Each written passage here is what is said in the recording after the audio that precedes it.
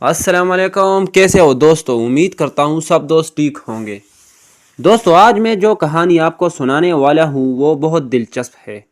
تو ویڈیو شروع کرنے سے پہلے تمام دوستوں سے گزارش ہے کہ ہمارے چینل کو ضرور سبسکرائب کیجیے اور بیل کا آئیکن دبائیں تاکہ اسی طرح مزید اچھی ویڈیو آپ سب تک پہنچ سکیں۔ تو چلتے ہیں اپنی کہانی کی طرف۔ ایک مرتبہ کا قصہ ہے کہ ایک گاؤں میں ایک بوڑھا کسان رہتا تھا جس کے 2 بچے تھے، ایک اپنا اور ایک اس کا بھتیجا تھا۔ کسان اپنے دونوں بیٹوں کو ایک جیسا پیار دیتا تھا۔ کسان بڑا محنتی تھا، وہ محنت کر کے فصل اگاتا اور اپنا گزارا کر لیتا۔ کسان ہمیشہ اپنے دونوں بچوں سے کہتا کہ بچوں، تم نے ہمیشہ محنت کرنی ہے اور میری طرح کسان بننا ہے۔ کسان کا اپنا بیٹا یہ سن کر بہت خوش ہو جاتا، لیکن دوسرا بیٹا جو کہتا ابو جان آپ ہمیشہ اسی طرح لگے رہتے ہو، کسان بننے کے علاوہ اور بھی بہت کچھ ہے، جیسے کہ ڈاکٹر، پائلٹ، اور اسی طرح بات کو ادھر ادھر کر دیتا۔ ایک دن کسان کی طبیعت ناساز تھی۔ اس نے اپنے دونوں بیٹوں کو بلایا اور ان سے کہا کہ بچوں، میرے زندگی کا کوئی پتہ نہیں۔ میرے پاس جو 2 ایکڑ کی زمین ہے وہ تم دونوں کی ہے۔ محنت کرنا میرے بچوں اور ہمیشہ خوش رہنا۔ یہ سن کر بڑے بیٹے نے کہا کہ ابو جان آپ کو کچھ نہیں ہوگا، میں ابھی جا کے ڈاکٹر کو بلاتا ہوں، اور وہ ڈاکٹر کے پاس چلا گیا۔ جب ڈاکٹر اور کسان کا بیٹا گھر پہنچا تو گھر پر چھوٹا بھائی نہیں تھا اور کسان اللہ کو پیارا ہو گیا تھا۔ یہ دیکھ کر کسان کا بڑا بیٹا بہت غمزدہ ہوا اور زور زور سے رونے لگا۔ گاؤں کے لوگوں نے اسے تسلی دی۔ اب گاؤں کے لوگوں نے کسان کے جنازہ کیا اور اس کو دفن کر دیا۔ اب بڑے بھائی چھوٹے کو ڈھونڈنے لگا، لیکن چھوٹے کا کوئی پتہ نہیں چلا، اور آخرکار کسان کا بڑا بیٹا بہت تک گیا اور وہ گھر واپس آ گیا۔ اب 2 ہفتے گزر چکے تھے، لیکن کسان کے چھوٹے بیٹے کا کچھ پتہ نہیں چلا۔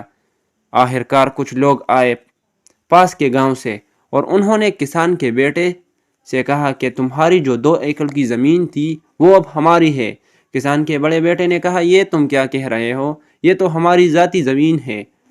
لوگوں نے کہا کہ تمہارے چھوٹے بھائی نے 2 ہفتوں کی مدت پہ ہم سے 2 لاکھ روپے لیے تھے، اور اس نے ہمارے ساتھ یہ کاغذ بھی لکھوایا تھا جس پر کسان کا انگوٹھا بھی ہے۔ اگر 2 ہفتے میں ہم نے 2 لاکھ روپے واپس نہیں کیے تو آپ ہماری زمین لے لینا۔ اب جو کہ 2 ہفتے پورے ہو تو ہم اپنا زمین لینے آئے ہیں۔ کسان کے بیٹے نے کہا شاید آپ کو کچھ غلط فہمی ہو گئی ہے، میرا بھائی تو باپ کے مرنے کے پہلے دن سے غائب ہے، تو وہ کیسا ایسا کر سکتا ہے؟ تو انہوں نے کہا کہ تمہارے والد کا انتقال کے پہلے دن ہی اس نے ہم سے پیسے لیے تھے۔ انہوں نے کسان کے بیٹے سے کہا کہ ہمیں اس بات کا علم نہیں تھا کہ کسان فوت ہو چکا ہے، اس لیے ہم نے اسے پیسے دے دیے۔ اس آدمی نے کہا کہ اس بات کا تو یہی مطلب ہے کہ تمہارا بھائی پیسے کھا کر بھاگ گیا ہے۔ تم ایک اچھے لڑکے ہو، اس لیے میں تمہیں صرف 1 دن کا مہلت دیتا ہوں۔ اگر 2 لاکھ روپے دے سکتے ہو تو آ کر اپنی زمین لے لینا، ورنہ کل سے یہ زمین ہماری ہو جائے گی۔ کسان کا بیٹا بہت زیادہ غمزدہ تھا۔ ایک تو اس کا باپ فوت ہو چکا تھا، اور دوسرا اس کے چھوٹے بھائی نے اتنا بڑا کام کر دیا۔ اسے غصہ بھی آ رہا تھا اپنے چھوٹے بھائی پہ، لیکن وہ کیا کرتا، اس کے ہاتھ میں کچھ نہیں تھا۔ اب کسان کے بیٹے نے گاؤں کے لوگوں اور اپنوں پرایوں سے پیسے ادھار لینا شروع کر دیا، اور آخرکار کسان کے بیٹے نے 2 لاکھ روپے پورے کر دیے۔ جب صبح ہوئی تو کسان کے بیٹے نے 2 لاکھ روپے ان کو دے دیے اور جو کاغذات تھا وہ واپس لے لیا۔ اب کسان کے بیٹے کے پاس اپنے 2 ایکڑ زمین موجود تھی۔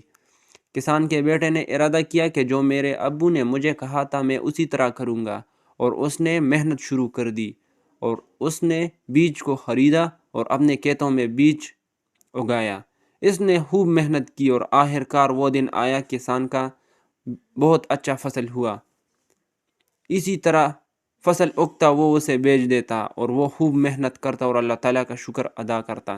کسان کے بیٹے کا حالت دن بدن اچھے ہوتے چلے جا رہے تھے، لیکن دوسری طرف اس کا چھوٹا بھائی جس کے پاس 2 لاکھ روپے تھے، وہ نشے اور عیاشی شراب پینے میں لگ گیا۔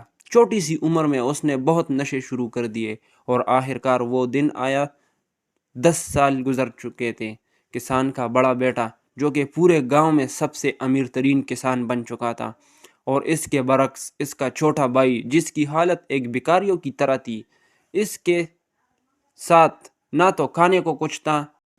اس کے چھوٹے بھائی نے اپنے باپ کی بات نہیں مانی اور وہ ہمیشہ کچھ بڑا کرنے کی خواہش میں لگا رہتا، اور آخر کار وہ ایک شرابی بن گیا اور اس کی حالت اتنی بری ہوئی کہ اس کے پاس اب نہ تو کھانے کو کچھ تھا نہ پہننے کو۔ اور کسان کے بڑے بیٹے نے اب بہت اچھا گھر بنا لیا تھا۔ لوگ کسان کے بڑے بیٹے کی بہت قدر کرتے تھے اور کسان کا بڑا بیٹا لوگوں کے ساتھ بہت رحم دلی کرتا تھا۔ اب گاؤں میں ہر طرف کسان کے بڑے بیٹے کے چرچے لگے رہتے۔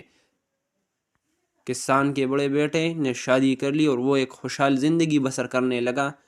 اس کہانی سے ہمیں یہ سبق حاصل ہوتا ہے کہ ہمیں اپنے کام کسب پر شرمانا نہیں چاہیے اور محنت سے اپنے باپ اجدادوں کی کام کرنا چاہیے۔ بے شک اللہ تعالیٰ محنت اور صبر کرنے والوں کے ساتھ ہے۔